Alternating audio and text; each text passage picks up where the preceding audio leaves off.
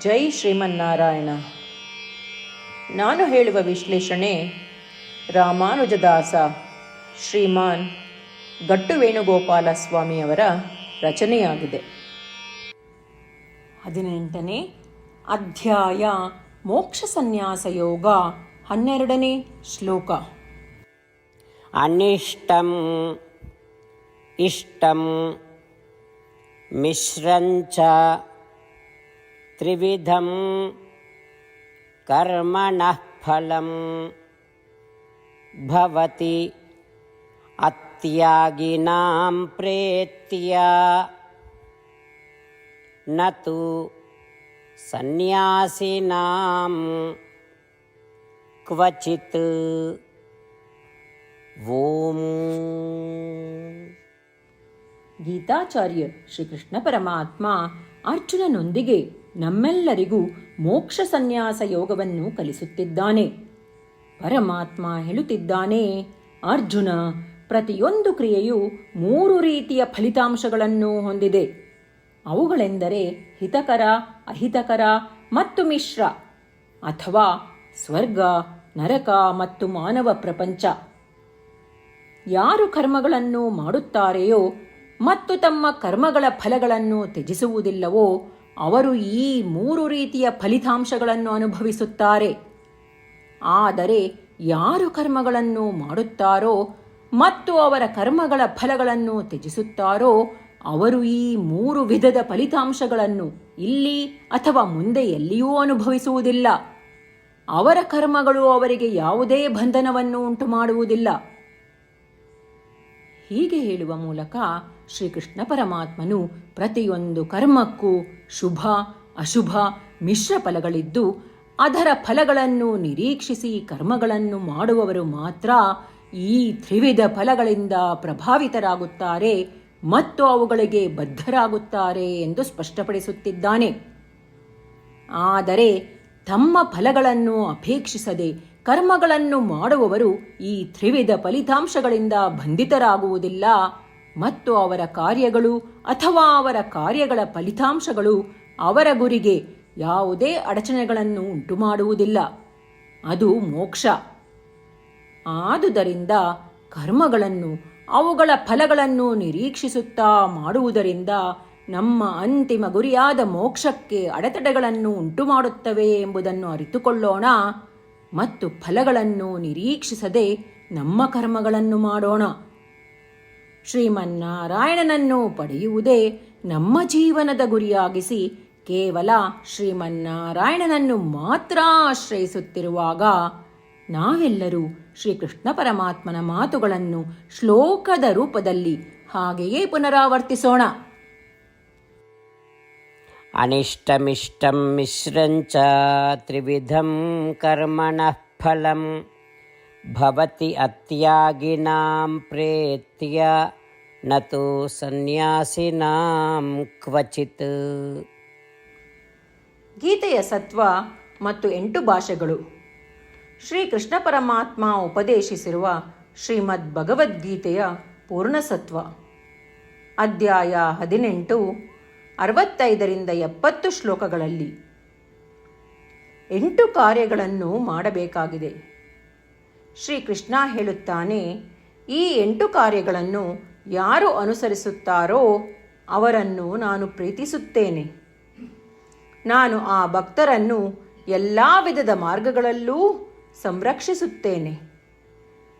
ಶ್ರೀಕೃಷ್ಣ ಪರಮಾತ್ಮ ಉಪದೇಶಿಸಿದ ಭಗವದ್ಗೀತೆಯನ್ನು ಪೂರ್ಣ ಕೇಳಿಸಿಕೊಂಡ ನಂತರ ಅರ್ಜುನ ಹೇಳುತ್ತಾನೆ, ಕರಿಷ್ಯೆ ವಚನಂ ತವ. ಇದರ ಅರ್ಥ, ಕೃಷ್ಣ, ನಾನು ನೀನು ಹೇಳುವ ರೀತಿಯೇ ಮಾಡುವೆ. ಇದೇ ಕಾರಣದಿಂದ ಶ್ರೀಕೃಷ್ಣ ಅರ್ಜುನನಿಗೆ ಎಲ್ಲ ವಿಧದ ಯಶಸ್ಸು ಮತ್ತು ವಿಜಯಗಳನ್ನು ಪ್ರದಾನ ಮಾಡಿದ. ನಾವು ಈ 8 ಕರ್ಮಗಳನ್ನು ಮಾಡುತ್ತೇವೆ ಎಂದು ಪರಮಾತ್ಮನಿಗೆ ನಮ್ಮ ಪ್ರತಿಜ್ಞೆಯನ್ನು ಮಾಡೋಣ. ಶ್ರೀಕೃಷ್ಣ ಪರಮಾತ್ಮನಿಗೆ ವಚನ ಕೊಡುವುದಕ್ಕಿಂತ ಯಾವ ಪೂಜೆ, ತಪಸ್ಸು ಅಥವಾ ಯಜ್ಞ ದೊಡ್ಡದಿಲ್ಲ. ನಾವು ಮಾಡಬೇಕಾಗಿರುವ ಈ 8 ಪ್ರತಿಜ್ಞೆಗಳನ್ನು ನಾನು ಹೇಳುವೆ. ನೀವೆಲ್ಲರೂ ದಯವಿಟ್ಟು ಮನಸ್ಸು ಮತ್ತು ಹೃದಯದಿಂದ ಯೋಚಿಸಿ. ಈ ರೀತಿ ಶ್ರೀಕೃಷ್ಣನಿಗೆ ವಚನ ಕೊಡುವುದರಿಂದ ನಾವೆಲ್ಲರೂ ಸಂತೋಷದಿಂದ ಪ್ರಕಾಶಿಸುತ್ತಿರುವ ಶ್ರೀಕೃಷ್ಣನ ಮುಖವನ್ನು ದೃಶ್ಯಕರಿಸೋಣ ಮತ್ತು ಆನಂದವನ್ನು ಅನುಭವಿಸೋಣ. ಜೈ ಶ್ರೀಮನ್ನಾರಾಯಣ. ಇವುಗಳೇ ನಮ್ಮ 8 ಪ್ರತಿಜ್ಞೆಗಳು. ನಮ್ಮ ಮೊದಲನೇ ಪ್ರತಿಜ್ಞೆ, ಹೇ ಶ್ರೀಮನ್ನಾರಾಯಣ, ನೀನು ಸೂಚಿಸಿರುವ ಹಾಗೆ ನಾನು ಸದಾ ನಿನ್ನ ಧ್ಯಾನ ಮತ್ತು ಚಿಂತನೆ ಮಾಡುವೆ. ನಮ್ಮ ಎರಡನೇ ಪ್ರತಿಜ್ಞೆ, ಹೇ ಶ್ರೀಮನ್ನಾರಾಯಣ, ನೀನು ಸಲಹೆ ನೀಡಿರುವ ಹಾಗೆ ನಾನು ಸದಾ ನಿನ್ನ ಭಕ್ತನಾಗಿರುವೆ. ನಮ್ಮ ಮೂರನೇ ಪ್ರತಿಜ್ಞೆ, ಹೇ ಶ್ರೀಮನ್ನಾರಾಯಣ, ನಾನು ನನ್ನ ಎಲ್ಲ ಕರ್ಮಗಳನ್ನು ನಿನ್ನ ಸೇವೆ ಮತ್ತು ನಿನ್ನ ಸಂತುಷ್ಟಿಗಾಗಿ ಮಾಡುವೆ.